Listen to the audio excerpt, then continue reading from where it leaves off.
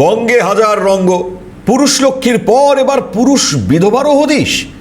পুরুষ হয়েও মিলছে নাকি বিধবা ভাতা। হ্যাঁ, যে খবর দিকে নজর রাখছি তা এমনটাই। ভাতার সুবিধে নিয়েছেন নদিয়ার চরসরাটিতে থাকেন বিধবা পুরুষ নরেন ঘোষ। দীর্ঘ সময় ধরে নরেন ঘোষের অ্যাকাউন্টে টাকা ঢুকছে। নরেন ঘোষ তিনি এলাকার বর্তমান উপপ্রধান, ক্ষমতায় থেকে নিয়েছেন ভাতার সুবিধে। সিএন পৌঁছে গেলেই মেজাজ হারালেন এই পুরুষ বিধবা নরেন ঘোষ। আমাদের প্রতিনিধি সুবীর পৌঁছিয়েছিলেন। আমি সুবীরের সঙ্গে যোগাযোগ করেছি। আমাদের প্রতিনিধি আমাদের সঙ্গে সরাসরি রয়েছেন। সুবীর, তুমি পৌঁছতেই মেজাজ হারিয়ে ফেললেন এই পুরুষ বিধবা, লজ্জা নেই?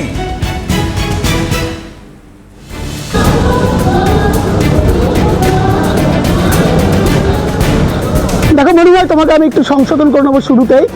যে বিধবা বলা হচ্ছে, যার কথা, যে নরেন ঘোষ, যার নাম অ্যাকচুয়ালি, যে পুরুষের নাম বিধবা ভাতা এসছে, ঠিক তার সঙ্গে কিন্তু আমাদের দেখা হয়নি। তার পরিবারের সদস্যদের সঙ্গে দেখা হয়েছিল, তারা কিন্তু বিষয়টি জানে না বলে জানিয়েছে। এবং তারা জানিয়েছেন যে তাদের নজরে এসে গতকালকে, কারণ হচ্ছে স্থানীয় যে পঞ্চায়েত সদস্য বা তিনি এখন উপপ্রধান, অর্থাৎ কল্যাণী ব্লকের সরাটি গ্রাম পঞ্চায়েতের উপপ্রধান, তিনি তার এলাকার ঘটনা এবং প্রধান তাদেরকে ফোন করে জানানোর পরে তারা কিন্তু মদনপুর পুলিশ ফাঁড়িতে গেছিলেন। এই খবর আজকে সকালে আমরা সংগ্রহ করতে যাই এবং বিষয়টি স্থানীয় যে পঞ্চায়েত সদস্য তথা সরাটি গ্রাম পঞ্চায়েতের উপপ্রধান, তার কাছে জানতে গেলে তিনি মেজাজ হারান। অর্থাৎ তৃণমূলের যিনি পঞ্চায়েতের উপপ্রধান, তিনি কিন্তু মেজাজ হারিয়ে রীতিমতো কিন্তু গালিগালাজ শুরু করেন। যারা আমার আশেপাশে ছিলেন তাদেরকে উদ্দেশ্য করে অকথ্য ভাষায় গালিগালাজ শুরু করেন। রীতিমতো তিনি মেজাজ হারান এবং সিএনকে সরাসরি দালাল বলেন। এবং যখন আমি বিষয়টি বারংবার জানতে চাই, তিনি বলছেন আপনার আই কার্ড কোথায়। আমি আই কার্ড দেখানোর পরে বলেন যে দালাল। আমি তখন সেখানে বলি, হ্যাঁ, সিএন সাধারণ মানুষের দালাল, মানুষের দালালি করে, মানুষের কথা বলে, কিন্তু আপনি বিষয়টি আমাকে বলুন, বিষয়টি কি আপনি জানতেন কিনা। কারণ 4 থেকে 5 বছর এই যে ব্যক্তি যাকে বিধবা ভাতার টাকা দেওয়া হতো, দেখো এই রাজ্যে আমরা দেখেছি যে লক্ষ্মীর ভাণ্ডার পাচ্ছে পুরুষ, এবার কিন্তু একদম কল্যাণীতেই দেখা গেল বিধবা ভাতা পাচ্ছে তিনিও পুরুষ। এই বিষয় কি তৃণমূল কংগ্রেস জানতেন না? বিষয়টি আমি জানতে চাইলে তিনি কিন্তু আরও উত্তপ্ত হয়ে পড়েন, রীতিমতো সিএনকে দালাল বলে বারংবার আখ্যা দিতে থাকে। কিন্তু সেখানে আমরা হার মানিনি, বারংবার তাকে ভালোভাবে জানতে চাই যে আপনি কি বিষয়টি জানতেন, কি করে সম্ভব হলো। এবং পাশ থেকে যারা বলতে শুরু করে, বলতেই কিন্তু তিনি রীতিমতো মেজাজ হারিয়ে অকথ্য ভাষায় গালিগালাজ শুরু করে, জানিয়ে স্থানীয়রা প্রতিবাদ শুরু করে। আমরা সেখানে খবর সংগ্রহ করি, বারংবার তিনি একই ভাষা বলে, সিএন দালাল। তবে প্রশ্ন উঠছে এখানে যে একজন পুরুষ কি করে বিধবা ভাতার টাকা পেতে পারে।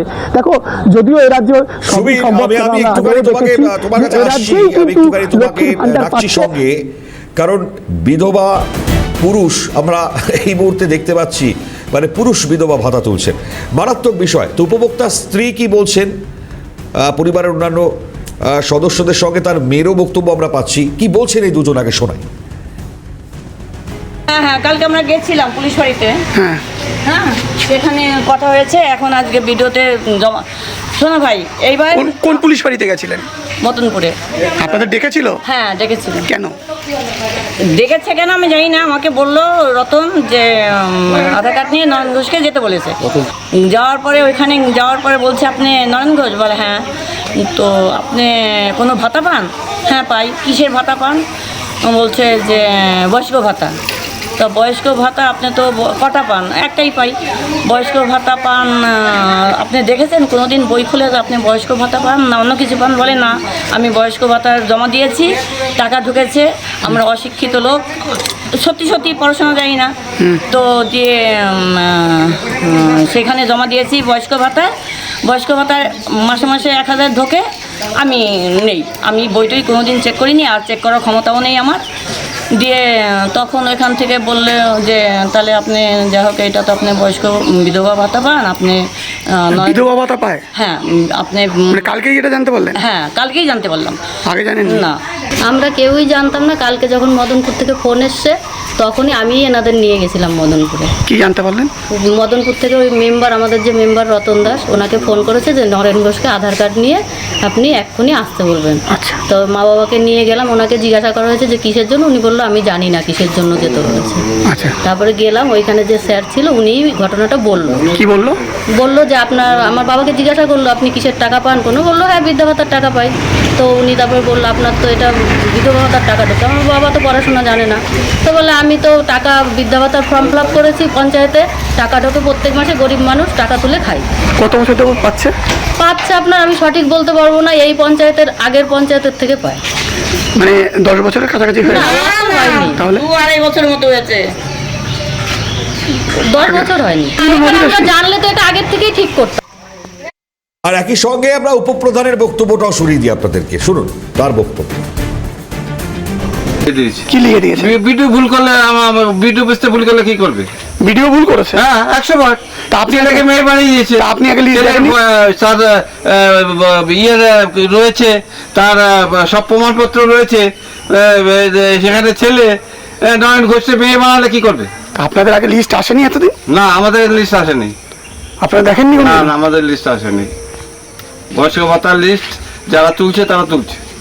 আপনি তোলেননি পঞ্চায়েত সদস্য হিসেবে? কর দেখি।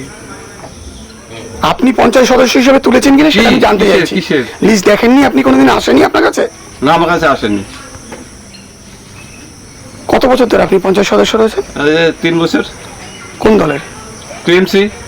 তো এতদিন তো একটা পরিবারের একজন তৃণমূল পরিবার, তার পরিবারের একজন সদস্যর পুরুষ মানুষের বিধবা ভাতায় না আমরা জানি না কি মুশকিল রে বাবা। জানেন না কেন? কবে জানলেন? কি করে? কবে জানলেন? কি করে জানবো আমরা? কবে জানলেন? আপনারা উল্টা পাল্টা কথা বলিস। কবে জানলেন? তোরা তো ভিডিও পেজ ভুল করবে, সেজন্য তোরা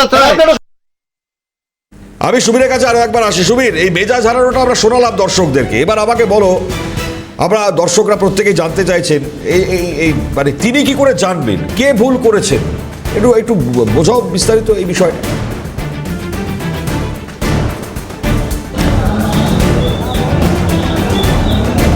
দেখো মনোময়, এই প্রশ্ন কিন্তু আমরা বারংবার রেখেছিলাম, যেমন পরিবারের কাছে রেখেছিলাম, এলাকাবাসীর কাছে রেখেছিলাম, এই দায় কে নেবে।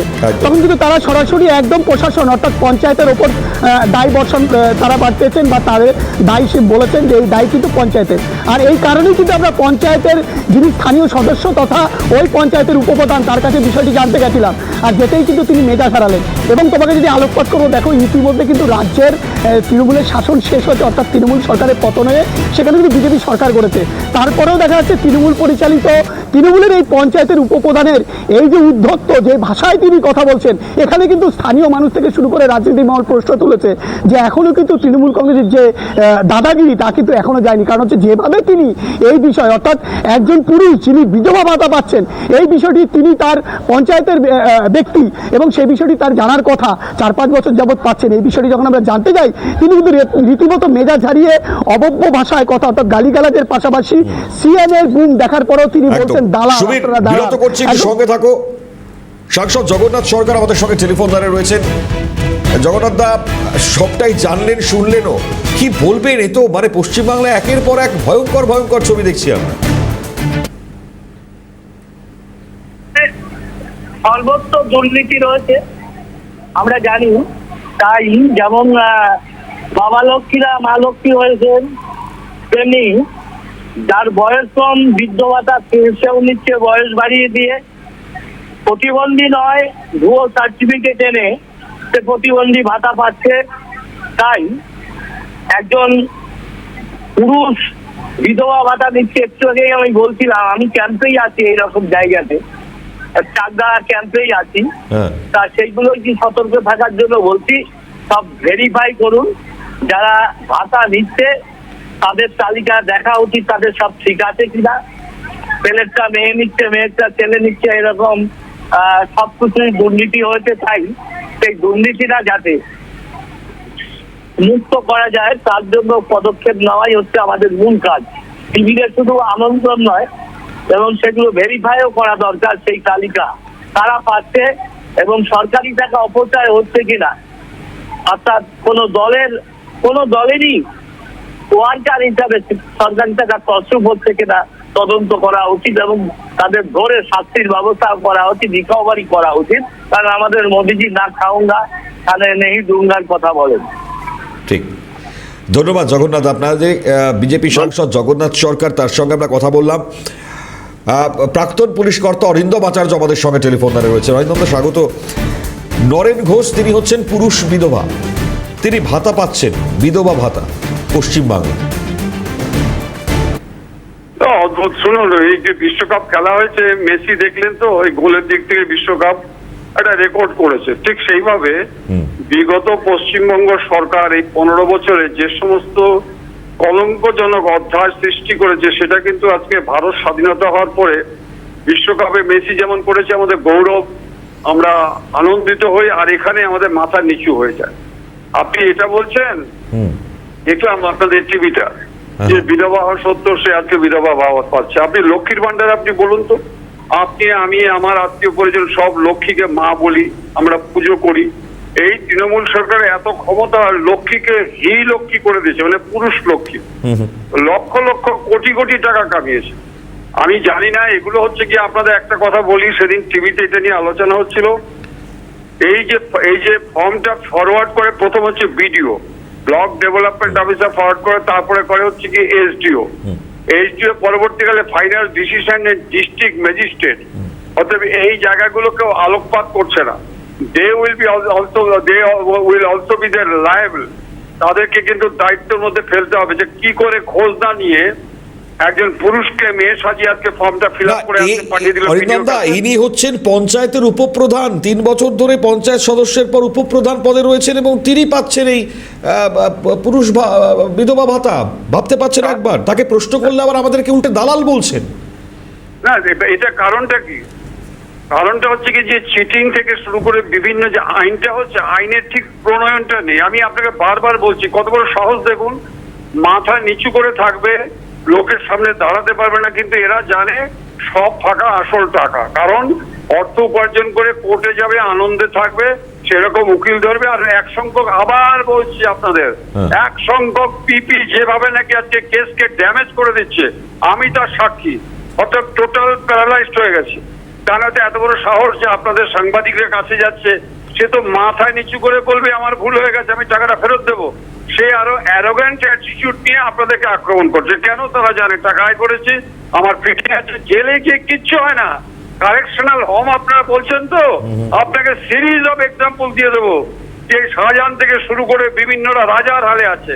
কারেকশন হোম যেটা সংশোধনাগার, সেখানে যাচ্ছে, ধ্যানে বসে যাচ্ছে, বেরিয়ে এসে বিশ্ব তাণ্ডব দেখিয়ে দিচ্ছে। অর্থাৎ এই ক্ষেত্রে আমার মনে হচ্ছে যে নতুন সরকারের কাছে আমার আপিল, যারা জনগণের টাকা আত্মসাৎ করছে তাদের এগেনস্টে ইমিডিয়েট অ্যাকশন নিয়ে কাস্টডি ট্রায়াল করে জেল করিয়ে দিতে হবে। তা নয়তো কিন্তু এই জিনিস আছে। আর সব্যসাচী বাবুর সম্পর্কে শুনলাম এতগুলো যে ফ্রিজ হচ্ছে, আপনি বলুন তো। একদম, আপনি শেষ করছি একটা কথা বলে, আপনি বলুন এর আগে কত ফ্রিজ হয়েছে টাকা? অনুব্রত মণ্ডলের টাকা ফ্রিজ হয়েছে, তারপরে কি রেকটিফাই হচ্ছে? হচ্ছে না। আমি এই জন্যই বলছি যে আইন আছে, আইনের প্রয়োগটা নেই। খুব গুরুত্ব রাখে অরিন্দম দার এই বক্তব্য। অসংখ্য ধন্যবাদ স্যার আপনাকে। প্রাক্তন পুলিশ কর্তা অরিন্দম আচার্য, তিনি যেটা বললেন, আইন আছে, আইনের সঠিক প্রণয়নটা প্রয়োজন এবার করা, তার অ্যাপিল করলেন অরিন্দম দা। আমি এই মুহূর্তে আমাদের প্রতিনিধি সুবীর দাস ছিলেন। সুবীর, আমি ধন্যবাদ জানাই তোমাকে, কারণ এই মুহূর্তে দাঁড়িয়ে যারা দালাল বলছেন তাদের বিরুদ্ধে ব্যবস্থা হোক, আমরা এই দাবি তুলছি। কি বলছেন স্থানীয়রা ঘটনার পর? শুরু পঞ্চায়েতের মেম্বার যারা আছে তাদের এই গাফিলিতে, তারা এগুলো তো ওখানে তো লিস্ট তো এসেছে, সেই লিস্টটা দেখে তো তাদের বলা উচিত ছিল এগুলো সংশোধন করার। তাহলে এতদিন কি এই ভুলই চলছিল? এই ভুলই চলছে। এই পরিবারের লোকজন বলছে যে তারা বিষয়গুলো জানতেন না, কালকেই নজরে এসেছে জানার পরে। কিন্তু এই সাধারণত কোনো ভাতা বা কিছু পেলে তো পঞ্চায়েতগুলোতে বা পঞ্চায়েত সদস্যের কাছে লিস্ট আসে, তো সেই লিস্ট কি তারা জেনে, মানে দেখেও দেখেনি? না না না, ওরা দেখেও দেখেনি। হয়ে থাকে তো ভিডিওর থেকে হয়তো ভুল হয়েছে, কিন্তু ওনারও তো একটা দায়িত্ব আছে, উনি প্রশাসনের একজন কর্তা, উপপ্রধান, উনি তো ইনফরমেশন দেবেন। ওনার কাছে রিপোর্টটা আসেনি, কিন্তু আমি যখন জানতে চাইলাম তখন তো রিপোর্ট এসেছে, কিছু তো বলবে, কিন্তু তা না বলে উনি যেই অশ্লীল ভাষা ব্যবহার করলেন। ওনার কাছে রিপোর্টটা আসেনি, ওনার কাছে রিপোর্ট মনে আসছে, মনে হালে রিপোর্ট আসছে, তো ওনার কাছে সই নিতে আসছে, উনি